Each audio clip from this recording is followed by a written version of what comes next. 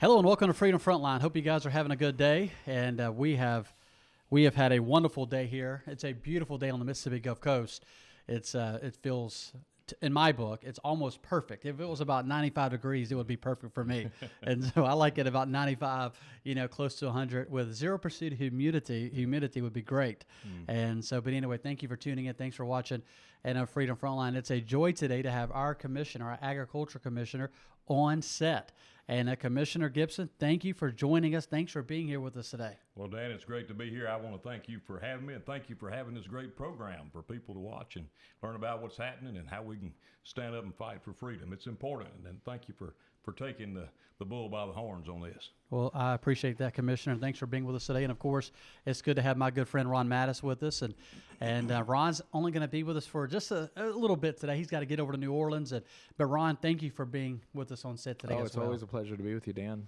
Thank you, sir. Thanks for making the invitation. We have a few people here that are going to be watching, and if they want to ask questions at the end, of course, we'll do questions.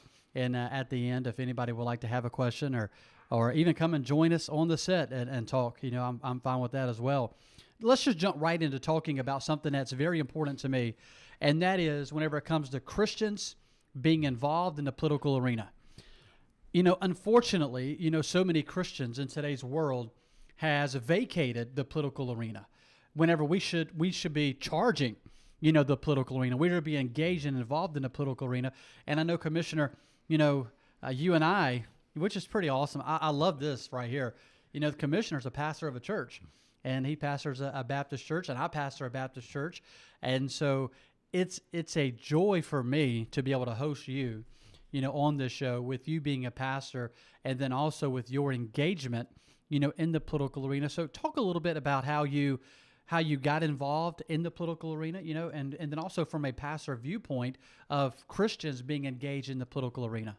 Yeah, I'll be glad to. I could talk a long time about it. I want to give Ron some time too, but when I first ran for office, I was approached by some community leaders at home, and they asked me to run for an office against an individual who'd been in there for a few years, a number of years.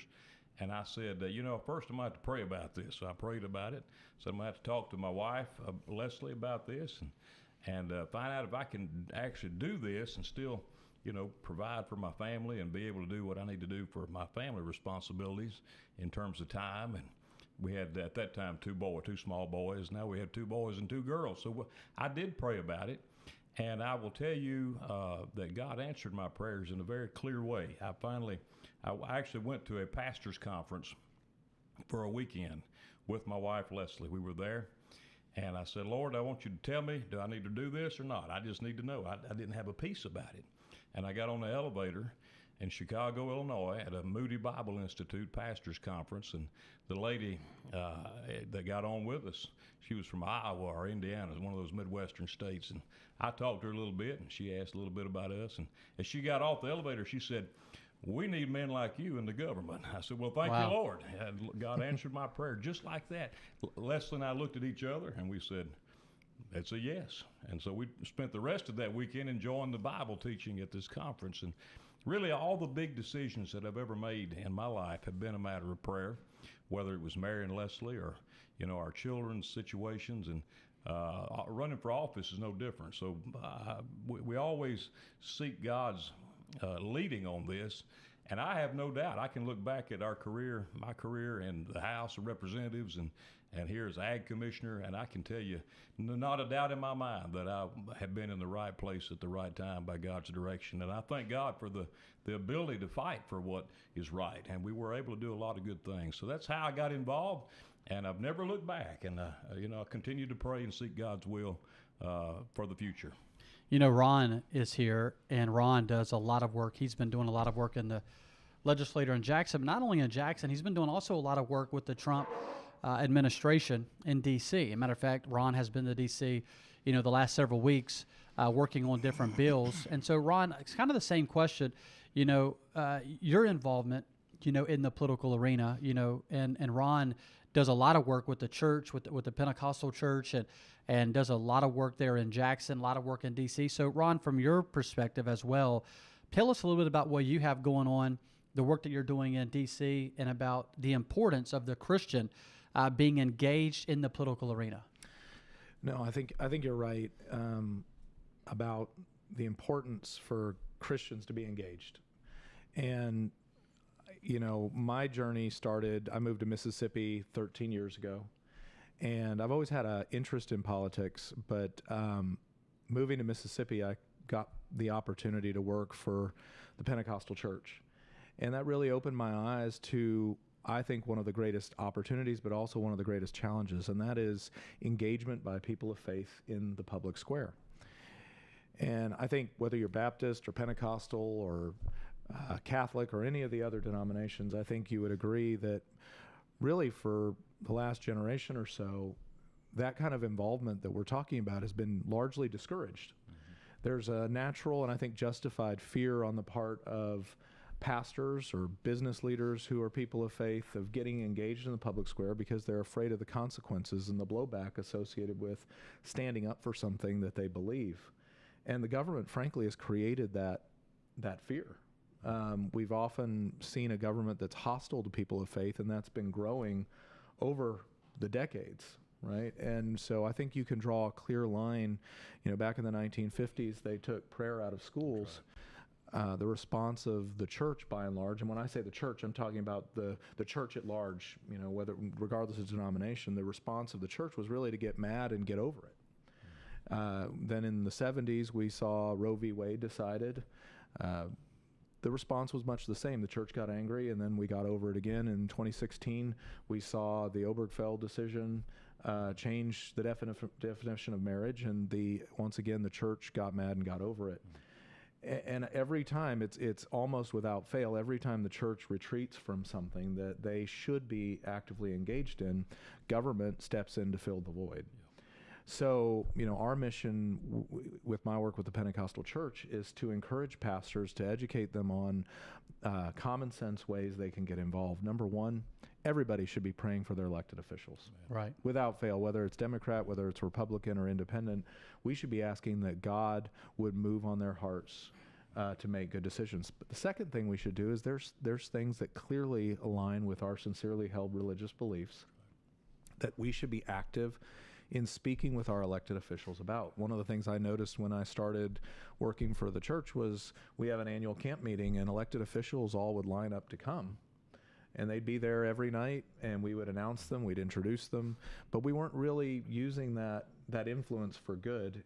We would welcome them, we'd tell them we were praying for them, and then when bills would come up, we weren't really making our voices heard at the Capitol. And we decided to be very intentional about changing that. And we have, and thankfully, because of that, we got to work with then Representative Andy Gipson on matters that were really important. We began by working on a matter called the Religious Freedom Restoration Act. Andy Gipson and at the time Senator Gandy were championing that in both the House and the Senate, and we got to see that bill passed into law. We were, I think, the 17th state in the country to pass a state-based RFRA.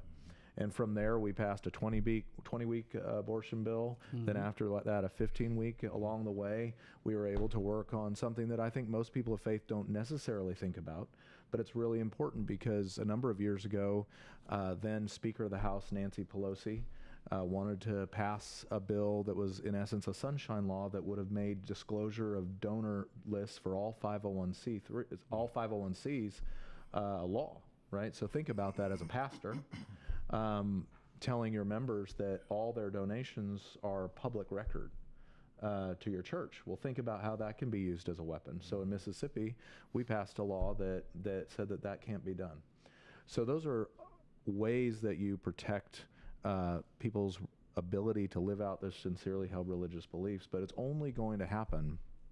I mean, I can do my job and I enjoy it, but really it comes down to pastors. Yeah. Pastors need to let their members know that they need to be engaged. It's good to pick up the phone and call their elected official and say, hey, I support you protecting life. Hey, I support you protecting marriage. I support you protecting privacy. I support you protecting all the things that go into us being able to live out our sincerely held religious beliefs. And then finally, I would say the most important thing we can do is pastors. You know your members. You know the people who attend your churches. There are people, not everybody is called to a pulpit ministry. Not everybody's called to preach, but we're all called to be ministers. Yeah. And some of us are called to the public square. Some should be signing up to run for office. I can think of several. Yeah. Commissioner Gipson is a good example of that. Jennifer Branning is a good example of that. Now Justice Branning. We need more people of faith running for office, and that's only going to happen when pastors let them know that that's something that they should be doing. Yeah. I want to add one thing to what Ron said, and I agree 100% with what he said. There are people out there, there are young people who you may be sensing a need to engage, and that may be God speaking to you to say, yeah, I'll step up and I'll be a part. It does us no good to just complain about the problems if we're not willing to step up and be part of the solution. So to Ron's point, and I'll turn it back to you, Dan, the most important work that I was ever involved in the legislature was that 20-week abortion ban and the 15-week abortion ban that nobody said would make a difference. Everybody told us we were wasting our time. Ron, you remember that? I do. And then, in fact, Donald Trump appointed 2 new Supreme Court justices, and our law, Mississippi's law, the one that we passed, went to the Supreme Court and overturned Roe versus Wade, ended abortion not only in Mississippi. We had 0 abortions here last year, 2024, but it ended abortion in half of America and gave the rights back to the states to make these decisions. So it does make a difference. Every decision that we make, especially when we're called to serve, it makes a difference, and to God be all the glory for what he has done. You know, I'll occasionally, from the pulpit, there's some things that I touch on, you know, and I never tell anybody, I don't ever tell anybody who to vote for, and I never tell anybody what party to vote for. I didn't tell one person in my church to vote for Donald Trump, right? I didn't tell one person in my church to vote Republican. But they know. I mean, they know because of some things that I stand for, some things that I preach about. And I had a email sent to me about 3 weeks ago. This guy sent me an email and was because I preached a pretty, some people would say a very pointed message about some issues that I don't think are political. But this guy took them as political, and he's like, pastors shouldn't be involved in political issues. And so I went back and re-listened to the message that I preached, and he said, "Are you willing to give up your tax-exempt status?" And is what he said to me. And I said, first off, you know, as a pastor, I pay taxes just like everybody else. And a lot of people have a misconception about taxes, right, that pastors don't pay taxes. And I pay taxes just like everybody else. I pay Social Security just like everybody else. And so go ahead. You want to take my tax-exempt status? I mean, I'm already paying taxes, so I don't have a tax-exempt status, you know, to lose. I pay taxes. So I went back and re-listened to the message. And my message that I preached was I was preaching about being pro-life. How is that a political issue? That's a Christian issue. That's not a political issue. Now, the world has made it a Republican-Democrat issue, but that's a Christian issue. How is it an issue, you know, preaching against these, you know, transgender? How was that a political issue? Mm-hmm. You know, the world has made that a Republican-Democrat issue, right, but that's a Christian issue. Absolutely. How is it an issue that I don't want, you know, some dude, you know, some drag queen dressed as some dude dressed as a woman, dancing and reading books in libraries to 5- and 6-year-old little girls and boys? How is that a political issue? To me, that's just common sense issues. That is issues that Christians are to be involved in and be loud and vocal about. And whenever it comes to some of these issues that I think is important. And so I really appreciate the work that both of you are doing in Jackson and in D.C., you know, in the political arena, as getting Christians involved in this arena. Well, one thing I'll say before you're going to kick me off the show here, is I'm very encouraged that the Trump administration has made faith a priority. Yeah. And, you know, one of the first things he did in the first few days of taking office was he signed an executive order creating the White House Office of Faith. Mm-hmm. And he appointed Pastor Paula White to be the executive director of that. And the first thing they decided to do was they wanted to do a listening session with faith leaders from around the country of all denominations and all faith-based organizations. And they had them come to the White House, and they're still doing this as we speak, is they set up these forums where they ask you, what are the issues that you think are most important that the president could engage on, that the administration could engage on to protect people of faith and ensure that the government isn't impeding these ministries from doing what they're called to do. that's a significant step, because this president has been very active in not just listing, but actually turning those meetings into actions. And so being able to be a part of that, to be at a table with other leaders in the faith community, to know that the administration government isn't, plugging their ears to hearing what's important to people of faith, I think should be something that's encouraging. But we can't rely on that just, okay, they've got an office for that, we're not going to get involved. One of the things they are relying on from the White House Faith Office is the continued engagement from pastors across the country. They want to see more people, because they know if there's an issue the president's pushing, whether that is protecting parental rights, right, to care for their kids, to make sure that they're not being indoctrinated in schools. Right. Well, the only way they're going to know that is if people of faith are continuing to educate their members on the fact that there's protections necessary for that. So a lot of good things coming down. I think the president is going to be, a big champion for faith. We just have to stay engaged, because one of the, I think, mistakes we're going to make potentially is that, the President Trump's in office, so we don't have to worry about anything. President Trump's got it. We don't have to stay engaged. Yeah. That's the worst takeaway we could have as a faith community. His being in office only highlights our need to be more involved, not less. I agree. Right. Yeah. So, Ron, thanks for joining. So much. Thanks for tuning in. I know you have to get to New Orleans, and thanks for tuning in, Ron. Appreciate that. And so, Commissioner, let's get into talking about. Was there anything else you want to add to everything that Ron was just talking about? Because I know you've been in D.C. working on some things as well. I was in D.C. Last week, at the end of February, actually, meeting with the new Trump administration, Agriculture Secretary and administration, and FDA, and all of the new people in play there. And one encouraging thing, another good encouraging thing, when Ag Secretary Brooke Rollins came and spoke to our group, she said she was sorry. She apologized for being a little late, but they had, in their first cabinet meeting, Bible study and prayer before the cabinet meeting. I said to myself, that's something I thought we might never see again, but I thank God for that. And we'll pray that God will continue to bless their efforts as the cabinet meets, as these decisions are made. It's good to know there are men and women of faith who are engaged and are making a difference. In end of April 29th, I'm flying to D.C. and I'm bringing like 15 pastors with me. And we're going to D.C. And one of the things we're going to do while we're there is we're going to actually be involved in the Bible study at the White House. Awesome. And so I'm looking forward to that. I have pastors going from Alabama, Mississippi, and Louisiana along the coast. Yeah. And so I have several pastors that are going. There's like 15. I'll bring as many that wants to go, and as many pastors that wants to go. You're welcome to go. Or any Christian, matter of fact, if you want to come and go, you're welcome. And but we're going to have a really good time. Just trying to get pastors engaged and just Christians involved, in this arena, because I believe it's important. Absolutely. I believe it's important. Let's talk a little bit about the reason you were there. A while ago, you were talking with Mayor, about some of the issues that we're having in the Gulf, whenever it comes to some of our seafood. Can you give us a little bit more information about that? Absolutely. We've been working here with folks on the coast, like General Spraggins at Department of Marine Resources, trying to get a handle on what we can do as a state to help with our seafood industry that's hurting so bad. A lot of the problems that we're facing, there are two different types of problems, but one of them is these foreign imports of dumping seafood from China or South America.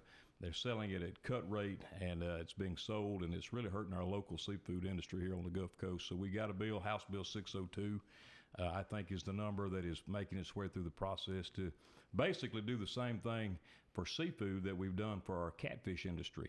The Department of Ag was tasked a few years ago to do the catfish labeling law to enforce that. And it's real simple. If you're selling U.S. farm-raised catfish, you put a sign on the wall and you put it on your menu, and people can know they're buying American fish, they're buying Mississippi fish.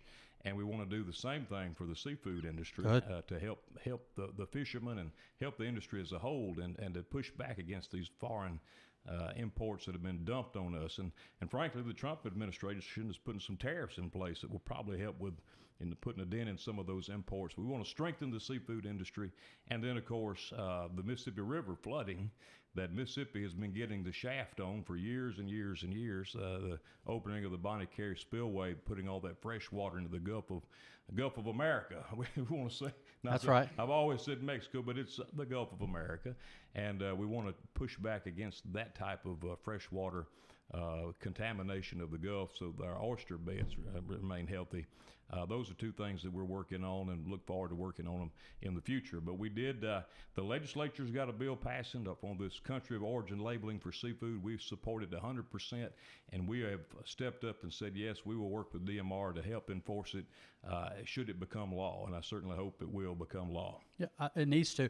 Whenever I like to eat out, and I love seafood. I've born here. I was born in Gulfport. 43 years ago, I've lived in Mississippi, and I lived on the coast my entire life. I pastor a church in Slidell, Louisiana, right across the state line. And I love going to restaurants. And the restaurants that I like to go to the most, I'm not a really big chain person, but I like going to local-owned restaurants, and especially seafood. And there's one in Long Beach and that I really love going to called Harbor View. And it's a great restaurant, good seafood. They have, in my opinion, this is just my opinion, the best seafood gumbo that you're going to find outside of my mama's. I'll have to try it out. Yeah, outside of my mom's. They have a great seafood. Then there's another place that I like to go to called Captain Al's.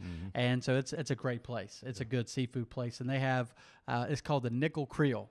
And it's a steak, and then you get some shrimp as well. And so my wife loves steak. I love shrimp, and then we split it. And the steak is big enough, and it's enough shrimp and a potato, and then it's got that crab meat salad. But I like to go to places that get their seafood locally. Yeah. I think it's so important. And it's so important to, one, buy American and buy USA products, but also, as a local, being from here, I like to buy from restaurants, or go to restaurants, or even go to stores where things are made in Mississippi, made in Louisiana, because that's where I do all my business. Absolutely. I buy all my gas. I buy it in Mississippi or Louisiana. I'm involved in Mississippi and Louisiana. And so I think it's important, even whenever you go and buy local. And I think that's so important. Absolutely. That's what we do at the Department of Ag and Commerce. And, people are given a choice between buying what they know is a Mississippi Gulf Coast seafood option versus a Vietnamese knockoff. We don't have any idea how it was raised or tested, if it was raised in a cesspool or what. You're buying healthier product. You may pay a little more for it, but you're also supporting your local economy. You're supporting those local fishermen. And that's why we started the Genuine Mississippi campaign a few years ago. You can go to genuinems.com. That's our website. I'm glad I was going to ask you about we're going to talk about this. I'm glad you bring it up. We're growing that program, and we are excited to be adding more seafood members to that. But anything you want to buy, grown, raised, crafted, and made right here in Mississippi, that's the best way we can support our economy. It's buy local, and we're helping, like you said, locally owned businesses, small businesses, as much as the fishermen who provide the product, who harvest it. So that's what we're about, and we love to do more and more of that, and look forward to helping here on the Gulf Coast. So tell our listeners how someone can get involved in that Mississippi Genuine. Yeah, go to genuinems.com. That's our website, www.genuinems.com. And you can become a member. There's a button there to click. You can also click on the different tabs and see examples of where you can go to buy locally grown produce, or locally raised beef, or crafted products like blueberry pies, things that are crafted with someone's skills, and then manufactured products under the made category. There are 4 categories there: grown, raised, crafted, and made. And if you have a product that falls into one of those categories, we encourage you to sign up. It's only a $75 fee. We use that fee to help promote your business and to promote your sales for your product all around, not only Mississippi, but around this region and actually around the world. I'll be going to Panama next month, Lord willing, with the Trump administration to do some working on some new trade deals for our folks. So we want to sell more of our products as we look to the future. So let's talk about some lab grown meat. Yeah. And so I know that you have cows, right? I do. We raise beef and we raise timber on our farm in Simpson County, Mississippi, just up the road here. Good. So I have a few cows here, and we just sent a few of our cows to heaven, and so not too long ago. And so I like to say my dad always says we put them into the ministry. That's what you call farm to table. All right. That's right. That's right. And so we only have a couple right now, but we do have several more that we're about to be getting here soon. And then we do timber as well. We have some property and we just actually did a cut, back in December on some of our property. And so, but let's talk about this lab-grown meat. I know that it already passed. It's got to go to the governor. Is that correct for his signature? That's correct. This bill, I think, is House Bill 1006. That is the bill number. It is a bill that would ban the cultivation of this product basically it's lab-grown meat. They take a cell, pluck a hair out of a cow, and some scientist somewhere puts it in a petri dish and causes it to replicate, and they're selling it, calling it meat. It's not farm-raised at all. There again, if consumers know, if they know that they have that option to buy local farm-raised food versus something that's artificial, they will always pick the farm-raised product. So this bill would put restrictions on that. Florida, Governor DeSantis passed this law last year, and we hope that we will follow that initiative here in Mississippi. I certainly hope the governor signs it into law. And we have another bill that relates to labeling of meat products as well, to make sure if it's not meat, you can't call it meat. That's what the other bill, the meat labeling product is. There are a lot of artificial meats, insect-based protein. You may have heard that. I mean, I wouldn't eat this stuff. I don't want to eat something grown in a lab somewhere. I want to eat something God made the way He made it and designed it to grow and come from a farm. And it's important to our farmers. Agriculture is still the biggest industry in the state of Mississippi. It's far and away the largest industry. Our biggest product is chicken, poultry. So it's important to the poultry farmers. I know the company that owns Kentucky Fried Chicken has already been selling artificial chicken around the world, this lab-grown chicken. So it's a serious issue. It's not been studied. Nobody really knows the health concerns, the health issues that it might bring, but it also is a direct threat to our economy as a state and to the poultry industry, the beef industry, and frankly, it's a threat to healthy, fresh farm-raised foods. What the Trump administration is on board with, I'm on board with, and that is Make America Healthy Again. That is their initiative. It's coming from D.C. It's so refreshing to have somebody in Washington, D.C. pushing local food like we've been pushing for genuine Mississippi products, local farm-to-table food products. So those are important bills that are making their way through the process, and certainly I look forward to seeing them becoming law. Yeah, I don't see why anybody would want to eat anything grown in a lab. Well, it's these environmentalists. It's these people who worship the environment. They think, we can't. They want to shut down agriculture. They want to shut down animal agriculture specifically because they think it's cruelty to animals, these animal activists and so forth. But, for those of us who are believers, we understand God has entrusted the environment, the livestock to us, and it is our job to be good stewards of it, to care for it, but also to use it. And so these technologies that are coming out are really being driven by the so-called clean meat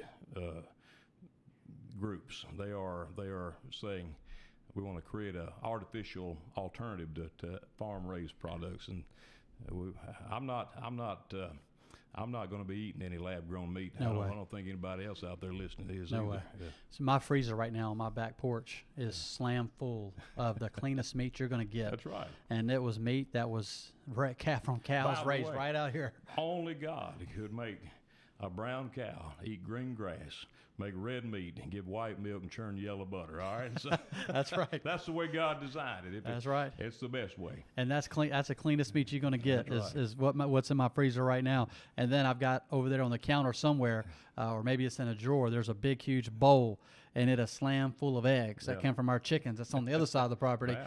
And so you can't get no cleaner than that. That's right. All these those are clean eggs. Clean eggs. And clean meat. Yeah. Yeah. Let's talk about this. Let's get into how you mentioned about Mississippi, the economy, the agriculture economy for Mississippi, and you mentioned about going to Panama, next month. What are some other ways or some things that's going on in your department, that is growing the economy as far as Mississippi, in the agricultural world? Yeah.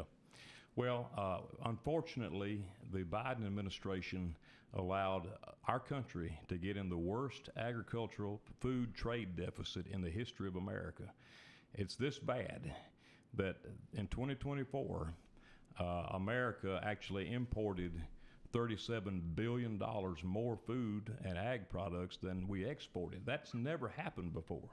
Wow. That is at the feet of the Biden administration that allowed that to happen. We're the breadbasket of the world. We have always shipped way more product overseas than we have brought in, and we feed ourselves on top of that. We don't need to import other people's food. We grow more food, our farmers do, than we could ever use as a country. So it has hurt our farmers. That's why we have an ag crisis right now, farm crisis. A lot of farmers looking at, shutting down because of the low prices, the excess product that's not been sold. So what we've been doing is really picking up with this Trump administration where we left off in 2020. Back in the 2016 through 2020 administration, Trump 45, we were focused on tapping new markets. China is leading the charge to try to cut our farmers off from the markets. They stopped buying our products years ago.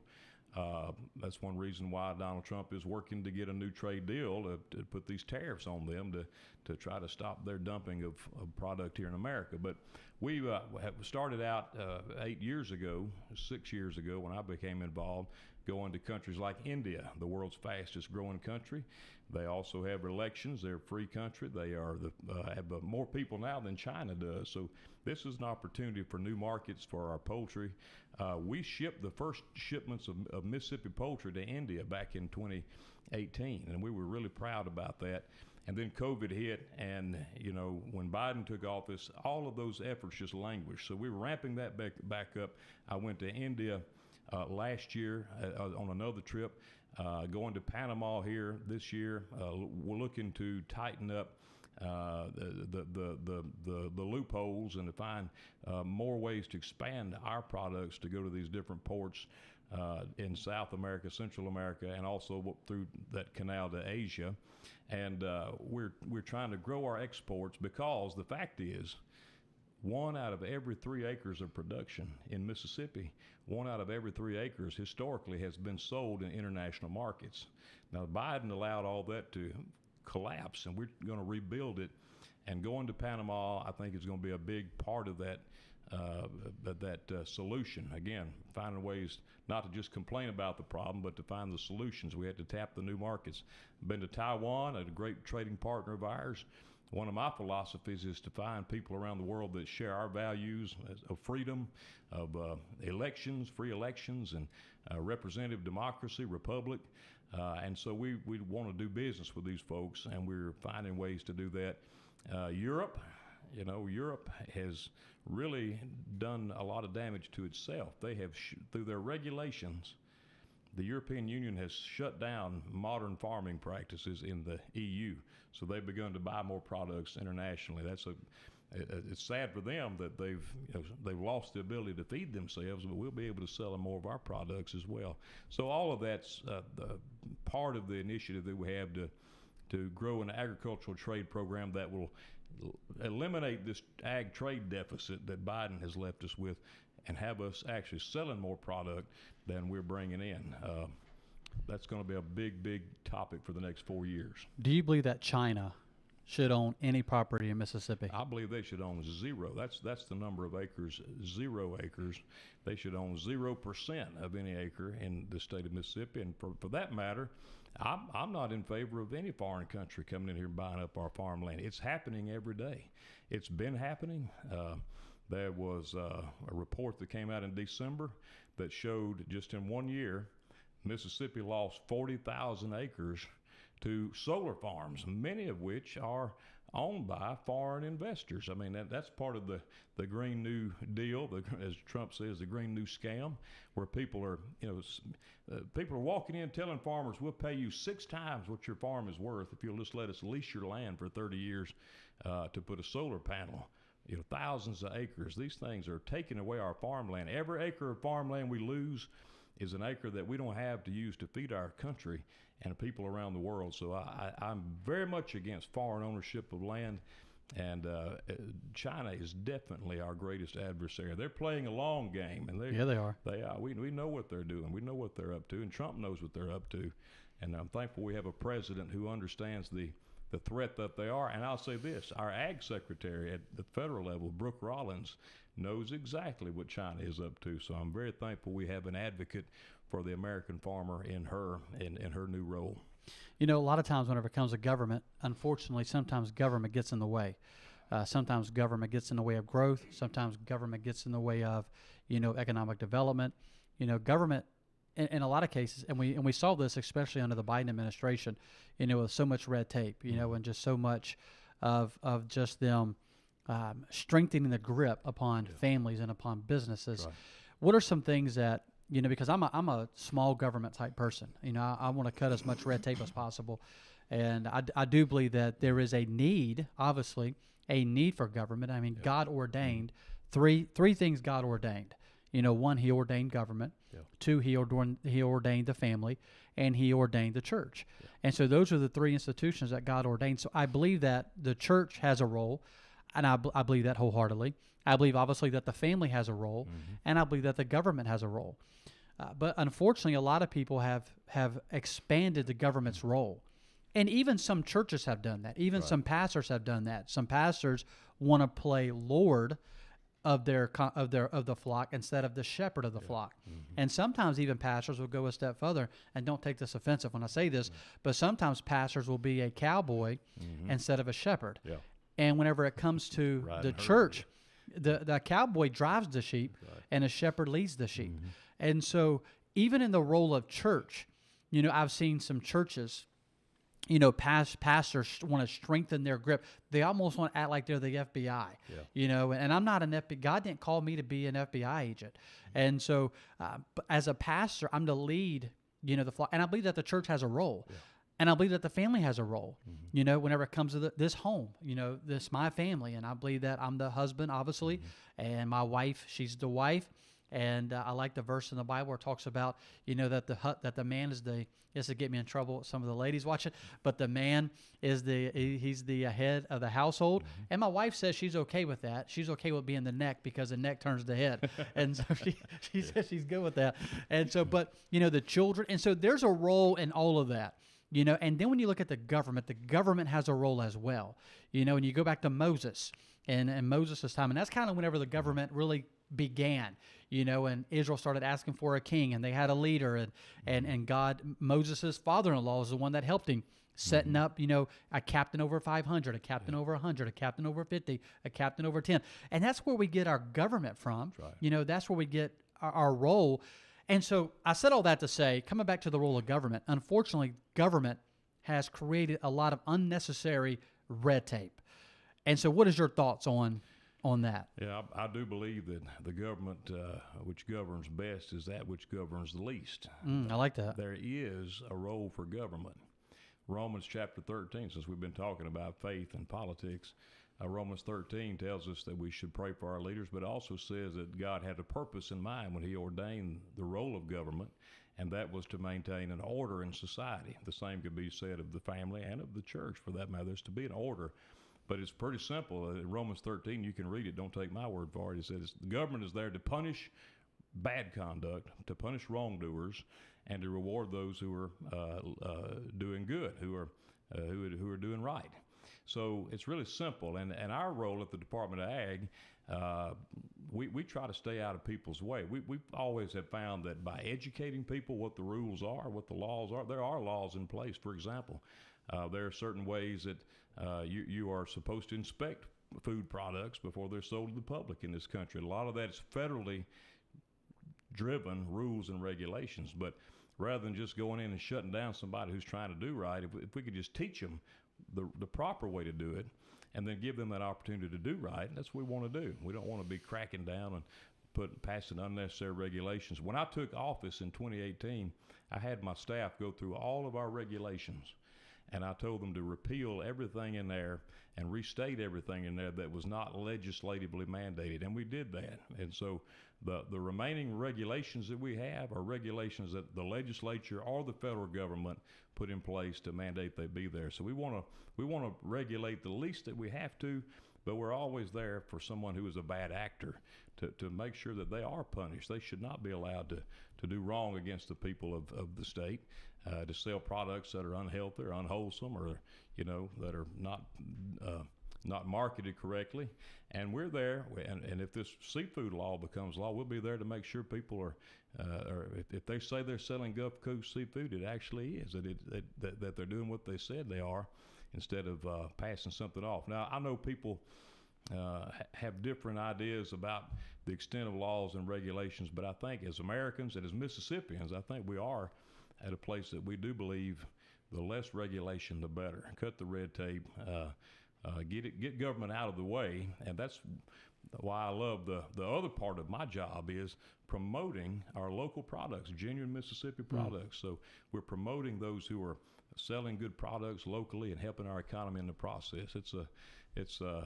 There is a purpose for government, but it should not be, as it seems so many times in the federal Biden administration era, the rules and regulations were there to punish the folks who are trying to do good, to tax people to death, to put so many environmental restrictions on projects that you can't even get a project off the ground.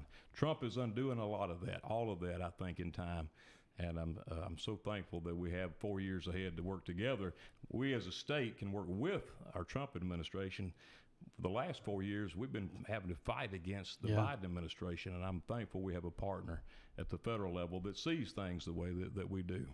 What is the Agriculture's Commissioner? What is your role when it comes to the gas pumps? Yeah. Our role is very simple. We inspect those gas pumps, gasoline, diesel fuel pumps, once a year to make sure that two things are happening, that the pumps are working correctly, that they're actually registering the correct number of gallons that's being pumped, and secondly, that the quality of the fuel is what it is stated to be, 87, 89 octane, whatever the octane is listed, and there's no water in the fuel, for example. So we inspect them routinely once per year, and that's why you see our sticker up there. It'll show you the date, it'll show you the month that our folks came out there. There's also a number. If you have a problem, I had somebody call me last week. They went to a pump, and before they could even pump the first ounce of fuel, it was ringing up a charge on there. So they called, and I sent an inspector out there that day, and they shut that pump down, and they got it corrected so that it's now accurate and not charging people for something they're not getting. People should be getting what they pay for, and nothing less, for sure. So that's what we do with gas pumps. We also do that with weights and measures. Anything that's sold in commerce in a scale by weight, our folks test those scales once a year, same type of principle.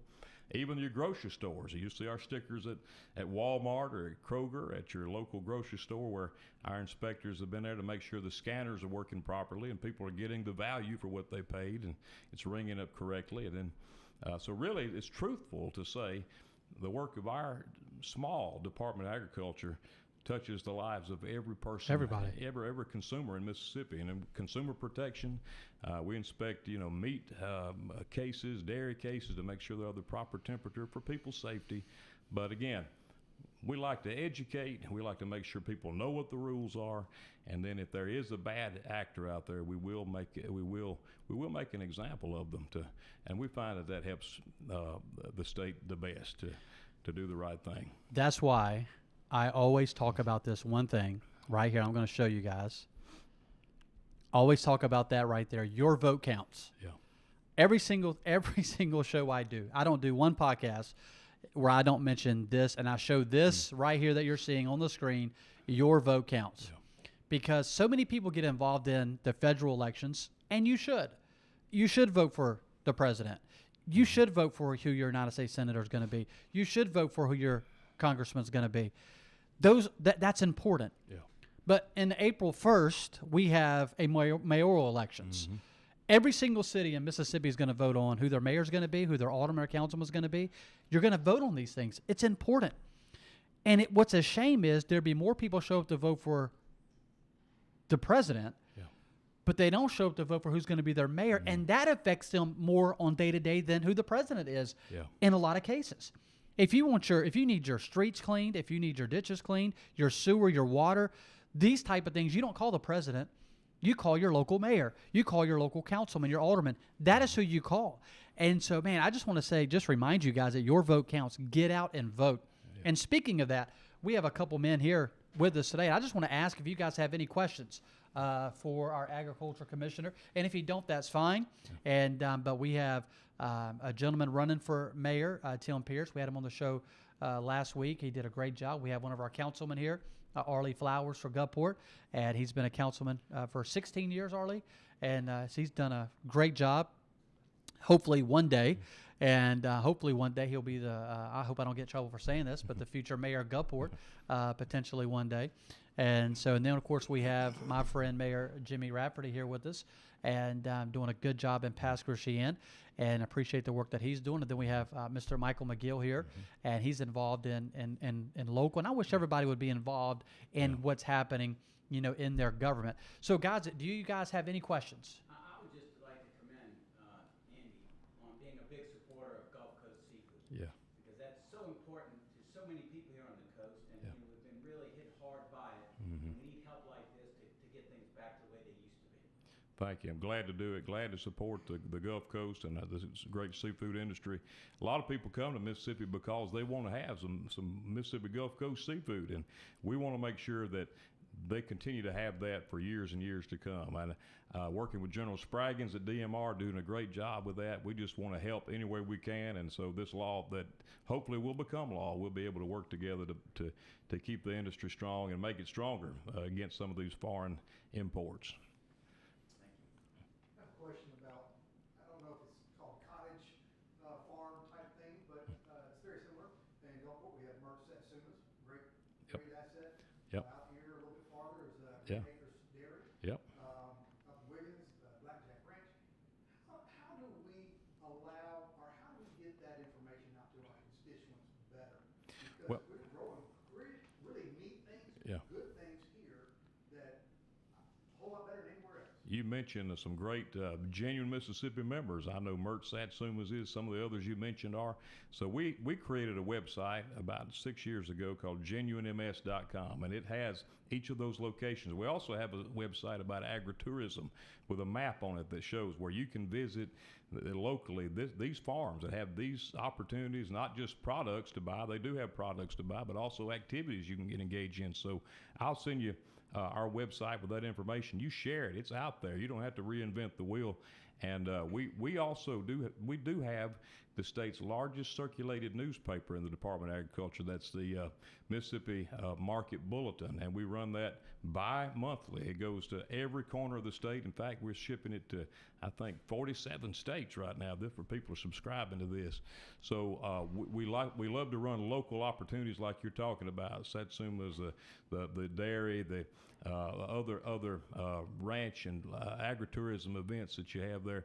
We like to put that in the Market Bulletin, as we call it. And the website for that is msmarketbulletin.org, msmarketbulletin.org. People can subscribe to that. It's not expensive, but a wealth of information. So we'd love to help you get that word out to a lot more people. Any other questions? Yeah, like going back to the seafood industry, what we're talking about, it's a big deal for myself now, especially with so much legislation that's going on the coast right now. How do you see how impacted is the seafood industry? Is it getting better since the BP oil spill? Do you see specifically the oysters? Do you see the seafood industry coming back to normal, or how is it doing? Well, I rely on y'all on the coast for a lot of my information, but what I hear is it is better.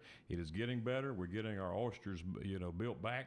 But it like we talked about over lunch, just one more opening of the Bonnie Carey spillway could wipe them all out again. So we have to be proactive and engaged at a Washington, D.C. level with the Army Corps of Engineers, with our senators, with the Trump administration, and communicating the risk that we face. While it is getting better and is recovering, it's very much in jeopardy. Any one of these events could cause that to go upside down again. So we stay on top of that.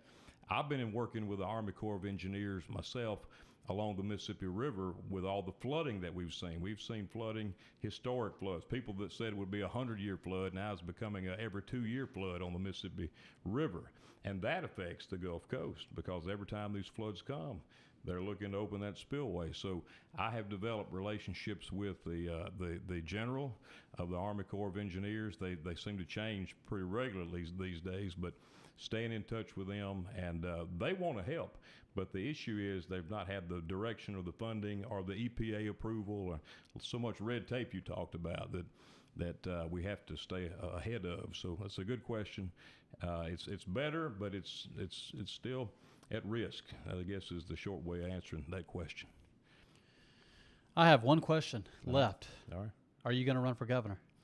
Well, I get that question every day, just about every day, several times a day, and I am praying about it, and I have not decided yet, but I have made myself and my family a promise that I will answer that question before the end of this year. By the end of 2025, I will have made a decision, and I'll have a direction on that. I'm praying over it intensely, waiting for the Lord. He has given me signs before on what to do, but if He doesn't give a sign, at least to have a peace about what to do. And I'm looking at all the different people who are talking about running and thinking about running, and also looking at the different offices that are out there. To be honest, I'd be very content continuing to serve in this role. It's an important role for the people of Mississippi, our largest industry.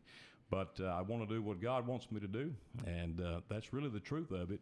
So I'll be praying. I ask for your prayers and for prayers of everybody who's watching out there. Give me, I do take people's input seriously. So if you have thoughts about it, let me know, and we'll take it all into account. But we're going to be praying over it every day, and have been for quite some time. Have not decided yet, but I will. And when the time comes, I'll let everybody know. All right. I will tell you this, Commissioner, that all 8, and there's a lot more than just 8, but all 8 of our statewide elected officials, yourself, Lieutenant Governor Delbert Hoseman, Governor Tate Reeves, Shad White, our state auditor, Michael Watson, our Secretary of State, Lynn Fish, our Attorney General, our insurance commissioner, our state treasurer, all of these men, and Lynn Fitch, our lady who's our Attorney General. I pray for y'all every day. Thank you for that. And I saw our Lieutenant Governor, just a couple weeks ago, where he had that physical episode there where he passed out, and whenever I saw that, my heart just sunk. Whenever I saw, that happened to him. And as soon as I saw it, actually I wasn't watching. I did see it later, but someone texted me, and immediately my wife and I, we knelt and we prayed for our Lieutenant Governor. Thank you for doing that. And we prayed for his wife, and I appreciate the work that y'all do. And we might not agree on every issue. We might not agree on every bill. We might not agree on who should run for what office. But here's what I can say about these men and women that I mentioned. I genuinely believe this, that you guys love Mississippi, and you want what's best for Mississippi. And I know that about you for a fact, that you love Mississippi, and you've done a great job as an agriculture commissioner. And I think that whether you stay there or whether you run for something else, I think you'll do a great job at whatever it is that whatever role that you play. I think you do a great job, because I do believe, that you love Mississippi. Well, I think that's important. It is very important. I love our state. I love the regions of our state. We have so much that, most of the world, they hear Mississippi and they don't even think twice about it. But when they actually come here and see the Mississippi Gulf Coast, and when they see the Mississippi Delta, when they see Vicksburg or Meridian, or when they see central Mississippi and the metro area and North Mississippi, they realize we got the best people in the world right here. We do. And we are so blessed, and we have great strength in agriculture and food production. We're helping feed the world from right here in Mississippi. In fact, we have the best farmers in the whole wide world and the most productive land anywhere in the world. So we've been blessed by God, and we want the best for our state. I want the best. I'm thankful the Lieutenant Governor's back up and going strong. He was back at work the next day. That's right. I got to see him at the Capitol last week. So we continue to pray for one another, but we all do. We want what's best for Mississippi. So let's pull that direction. That's Absolutely. a great thing to get behind. That's right. Thank you. Thanks for being on again, Commissioner. Man, thank Appreciate you, you. Dan. Appreciate you coming and Thank taking you, sir. time. I know you're busy. I know Honored you to got do it. 10 million things going on. Thanks for tuning in. Thanks for watching. If you haven't already liked the Facebook page or the YouTube channel or haven't already shared, that's how we get our message out. Social media platforms don't necessarily like conservative outlets, and so in order to get our message out, we need you to share. And so if you can just, and it don't take a lot of time. If you can just share, I would appreciate it very much. And once again, may God continue to bless you. May God continue to bless the great state of Mississippi. May God continue to bless the great state of Louisiana. And may God continue to bless the great United States of America. Amen. Thank you.